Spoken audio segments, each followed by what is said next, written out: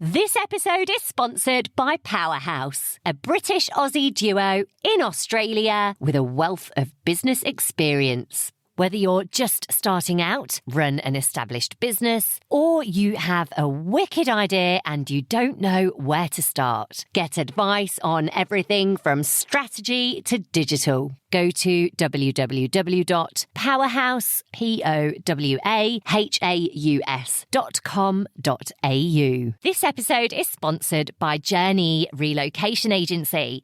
Are you moving to Perth and looking for help in finding your feet when you get here, or even before you arrive? Journey have helped a huge amount of Brits to settle in and find their first Aussie home. You can check out their reviews and you'll find tons of Brits who say they couldn't have done it without them. www.journey, that's agency.com. Moving to the other side of the world is life-changing, but not just because you're in a different country. Quite often, it means a career change or having to adapt to new working environments. Kaye Priest is originally from the West Midlands. I moved over to Australia in 2009. She left her role as a manager in the travel and tourism industry. And I'm a BRITstralian. Kaye took her family all the way from Torquay in Devon to Melbourne in Victoria. Something we probably thought about doing for a long time, but always thought we'd move abroad, but it might be Spain or somewhere close to the UK. She took a chance, made a total career change, and tripled her income. But it wasn't all plain sailing. I just was like, what the hell have we done? And, let's get on the next plane home. Even just, I think, the reality of getting off the aeroplane and coming back in the taxi and thinking, what the hell have we done? This is not holiday, this is it. But does she regret moving down under? So I came out with my family, my two children, so two boys at the time, 11 and 18, and my husband at the time. We were now not together.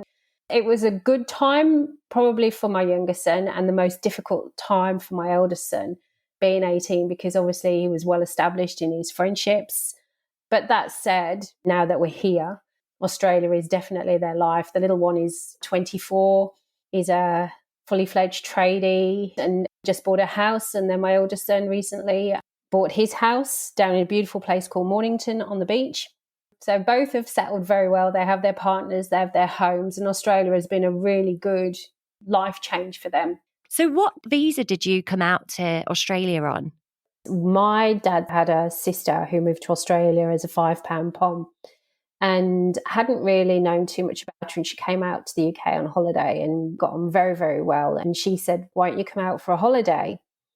And at the time, I ran a business in England. I ran a travel company. And then it got to the end of the year and I said to my ex-husband, if we don't go, we probably won't go for another few years. So we ended up booking and coming out for Christmas and New Year, fell in love with it. I'd sort of met up with my cousins here and their partners, and one of them had a business that they were running out the garage and just starting. And then one day in a conversation, he just asked, he said, would you be interested in coming out and helping set up some new divisions of our business? It gave us the opportunity to come back out. What kind of business was it? So they had earthworks, concreting and HVAC, so heating and cooling. So we made the decision to come out and do that, which was a good decision in terms of coming to Australia. It wasn't a good decision in terms of family because the relationship wasn't great when we came out, but the actual opportunity for us to be here and to continue living here and for my kids to grow up here has been good. Yeah, exactly. Had you had any experience in that area before, in earthworks? Never, nothing. It was just something when you've done sales and you can deal with people, I think you can do anything. I didn't have a degree, I didn't have a formal qualification, but I'd got experience. But because I didn't have one of the careers on the list at the time or in demand occupations, so what I had to do is collate all the information that I'd had over the years, my experience of working for other people and myself in travel. So the work that I did for that and the marketing work that I did sort of provided a portfolio, if you like, as evidence of what I was able to do. And you said that the relationship with your family who sponsored you wasn't great when you came out here. It was a bit of a surreal thing when you make those plans, and especially with family, it can be quite difficult because with the best will in the world, they are trying to do their best for you. And I think there might be sometimes, certainly was in my case, there's a little bit more hype than the reality of things. So when we got here, things weren't exactly as promised. So it was quite difficult when you first moved over? Very, very difficult. I mean, so I got the 457, came out, and because I started work almost immediately, like within a week. So I was trying to find a house to rent and stayed with my family for about 8 or 9 weeks when we first got here. And it was really hard because once we left, actually staying with them, within probably 6-12 months of that, we lost all contact. It just totally broke down. And when we moved here, we sold the house and made the decision to sell the house, not rent it out, because I didn't want a safety net, because I knew that things wouldn't always be good or easy. And I didn't want to be able to run away. So I knew that if there was a safety net home, if things got bad, maybe that would be a consideration. So I took that away. And I'm glad I did, because I think that made us, nut some stuff out that wasn't easy at the time. But I literally just thought, well, you know what, I'm here. I've got to do it. Let's just make the most of it. And we did, really. So, yeah, we ended up with a really beautiful house on a pretty new estate with a lake in the middle. And the kids just loved it. Used to walk around the lake at night. And it was beautiful. It was a beautiful home to settle into Australia. We actually felt like we were in a hotel. It was so big. And compared to our semi-detached 3-bedroom in Torquay, it was like, oh, my God, we're in a mansion. The fact I had a butler's pantry, I was like, oh, my God, my kitchen wasn't this big. Yeah, the houses here are pretty decent. So you came out on a 457 visa. It took a couple of years, actually, to get the 457. So were you working for your relatives when you first came over for 2 years? Yeah. On that visa? Yeah. Once I'd been here for the 2 years, I could apply for my permanent residency. And that was, again, difficult because of the situation. But I'd made the commitment not just for our family to move, but also to them and the business. And if I had left there, then that would have meant 2 things. I've let them down and I don't want to let them down, but also I would have to find another sponsor, which isn't that easy, or wasn't that easy at the time. And what happened when your 2-year work visa with the family business was up? Were you able to stay in Australia? I left to work for another employer, and they ended up doing my permanent visa sponsorship for me as well. So, yeah. Fantastic. So is that when you came up with your idea for your home automation app, the one which hit the headlines in Australia?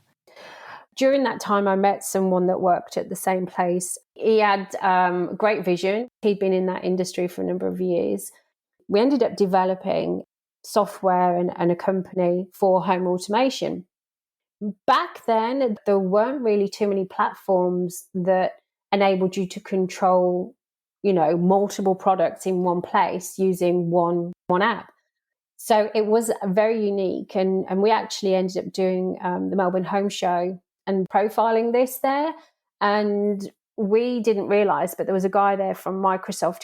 About 2 weeks after the home show, we get an email from a guy at Microsoft in Melbourne. And we're like, what's this about? So anyway, this guy basically invited us in to demonstrate to them what we were about and what we were doing. We built a really good relationship with them. And off the back of that, they invited us to Seattle. Wow. So yeah, it was very surreal meeting those sort of people and getting the opportunity even to present who we were and what we were about. We had a write-up in the Financial Review. I think we had a couple actually on Sky News or whatever, and we were named one of Westpac top 200 businesses of tomorrow. But it happened very quickly, and it happened at a rate of knots when things started kicking in. It was like, we're here, we're there, we're presented to these. We had people there literally saying, I'll invest $1 million. Just like, oh my God, and we hadn't even finished it. They wanted to do an IPO with us and gave a valuation of 20 million, and all this stuff was going on. So you get caught up in that. And we would have scenarios like that all the time with people looking at it, wanting to be a part of it. And very soon you get involved in things and with people and in meetings where you've got to be so careful, because when people sniff an opportunity or sniff a potentially big deal, they all want a part of it. And the shareholder group that were here in Australia relaunched that same product but under a different name, and that ended up in a court case, and that was settled, but the product from this side never came to market. So essentially you lost that business idea. Yeah. How did you even know how to fund it? How do you just take an idea and turn it into a business? How does that happen? It was really weird, because with that idea, I was working with a colleague, and in all honesty, the idea of home automation was a passion of theirs. And with the idea was and the connections I got, it meant that we could open the doors probably a lot quicker. So the idea for that was tested, if you like, with a previous client that I'd worked with that had gas log fires. And so they very kindly allowed me to trial what we were trying to do, which actually was a catalyst for then controlling a gas log fire remotely. And that was really a platform, not just for gas log fires. Then it went on to blinds, to lights, to everything pretty much around the homes. Wow. And Kate, just to clarify, sorry, so when you say that the idea never came to market from your end, are you saying that the app now exists, but it just doesn't belong to you? The app doesn't exist as we'd created it. The ex-business partner that I had, I believe, has gone on to do other things in the States using the IP we created and what we developed here, but it's not as we had created it with multiple products onto one app, no, which is a real shame, but nah. How bad was it? Like you said that things were really hard and, you were paying for staff whilst you were, I'm guessing you had legal fees and all sorts of other fees. Did you have any income? No, not really at that time. I'd got some savings, but and that they were running out. And I ended up going back to work for someone that I'd worked with previously to fund that whole battle. I was borrowing money from my son to help pay for the legal fees, so we could fight it. But yeah, we had staff and everything that was still there that needed paying. Whilst I was more concerned that everybody got wages and got paid and everything else, I was the one riding around with my son's 50 cents pieces paying for fuel for my car. But when they decided to sort of pull the rug, as you call it, one of the shareholders had assumed the position of director. And then I found out from the team that I had initially employed and that were pretty loyal with me, and they'd actually rebranded it, and they were trying to market that to the existing client base that we'd been building. So it was literally a case of trying to get me out of it full stop and then go it again on their own as the group that they were. That was like, to be honest, being shafted twice. It was like first time with your business partner and then second time your shareholding group. And to be honest with you, I think I was very naive. I think I was far too trusting. And I think when the pressure was on to that extent, I wasn't in a good place. And so I wasn't making the best decisions for myself either. So I don't blame, I actually don't. And I don't think of it and go, it's their fault, or, what they did, they clearly felt they needed to do, and it wasn't a nice thing. But I actually take responsibility for my own decisions, which led me to trusting them. It was the best outcome for me. I think I'm actually thankful that I'm where I'm at today, and had that not happened, I wouldn't be. And so now you're using that to help other people as part of your own business. You're now coaching other people and helping them to see opportunities. Absolutely, because the only obstacle we have really is ourselves, because we've all got the ability and the capability. And I don't believe that, people go, I'm no good at that, I'm no good at this, I'm useless at technology. Yeah, I had a software business, which is like, hello, my kids were laughing. It's like, Mom, you don't know how to work the DVD player. I'm like, I know, but I have the ideas and I'm good with people. And I have a client at the moment where they've transitioned, they've expanded, they've gone to the US, and they very much treat me like almost one of their team now. It's just like, you helping us, but you're actually one of our team, and it's like it's your business. The care you show us it's yours. And then with the business app the home automation app, is that the first time that you'd started a business of your own? No, I had the travel business in England. Is that what you were doing up until you came out to Australia? I stopped doing the holidays per se for myself because I knew I was coming out. So what I started doing was working with a few local hotels, teaching their staff really how to both sell but also capitalise on their room revenue and group travel. So you mentioned at the start of this podcast that you could have moved to Spain. You wanted the sun and the beach. Do you think you'd have had the same opportunities in Spain as you've had here in Australia? Definitely not. And I think for a number of reasons, I don't think my kids would have had the opportunities and be in a position they're in their life now where they're homeowners and setting themselves up for their own families. And for me, although I've been in Australia, some of that hasn't been great, obviously a marriage breakdown, but I'm now happily repartnered and you know, I've had business opportunities, and I don't think I would have had that anywhere else in the world. I think if you want to work, you would never be without work. You don't need to be without work here ever. What about if you'd stayed in the UK? Do you think you'd have had similar opportunities? No, I was in Torquay, but I was living in Seaside Bay. I didn't have that exposure. When I think back in 2000, back in England, I was earning £18,000 as a sales manager working for a group of hotels. And then you come out to Australia and, you know, you're making 100,000 in your first job. Definitely when I came here, the one thing I would say is that accent opens doors. I would get more of an audience or more opportunity because of the accent, definitely. But I think if you come from the UK, it seems to be employers or people that you work with or associate with, they want you. They see it as that you've got good work ethic, that you're reliable, that if you were going to move from the UK and you're going to live anywhere in the world, Melbourne particularly, I mean, obviously Australia, but Melbourne, I think is a great place to live. That being said, though, it's really weird. And I used to think, you know, Australia was put another shrimp on the barbie and all barbecues and all sunshine. And coming to Victoria, it's not that at all because of the changing weather and season. There are cultural differences. It's not just a case of we speak the same language when you get here.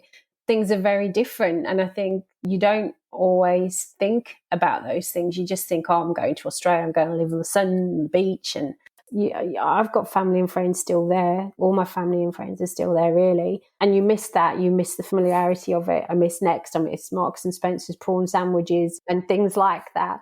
But I would say probably the most difficult thing about it was bringing an 18-year-old son out, because he went back after the first year just for a holiday. And I actually thought he'd stay. But he realised after going back to the UK, no, I think this is better for me. Yeah. More opportunities. Definitely.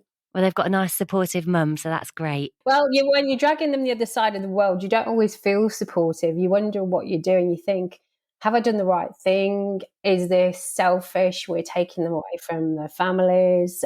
But I really, truly believed after coming out on a holiday first that they would have more opportunities, and it was good to try life somewhere else. And they definitely wouldn't have had the opportunities to progress in life as quickly as they've done. But both of them have worked very hard, and they love it. And obviously their partners are Australian, so they're well adapted now. And I think of all the places that I have travelled to in the world, Melbourne definitely is one of the most livable places in the world. Livable or lovable? Both. Both? Yeah, definitely. It sounds to me like you sort of credit Australia for the opportunities it's given to you, but it sounds to me like actually it's you that's created the opportunities that you've had. I mean, I know you say Australia's been great for you and to you, but do you not think that that's just you and you would have had those opportunities anyway? I actually think it's really funny, Anna, because I've really thought about this a lot more recently, actually, where people have said, why aren't you doing this? And I've actually think that I've identified opportunity in probably everything that I've ever done, actually. And I think that is me. And you're right, that's my character. You are amazing. Even just listening to you, I feel so inspired. I feel like I want to go out and conquer the world. Business. But you know, Yeah. you know, it's like I say, and when I'm making my decisions today, and when I, work with different people, I look at it now and I think, what's the worst thing that can happen? And as long as I'm able to deal with that outcome, then I can make a decision. But a lot of people sit on the fence like, I can't do, and I'm not sure, and I don't know. And the worst thing you can do is sit on a fence, but also 20, 30 years down the road, sit and wonder, what if? A lot of people say, well, you're so brave moving to the other side of the world when you're pretty much 40 and you've got, one 18-year-old and an 11-year-old.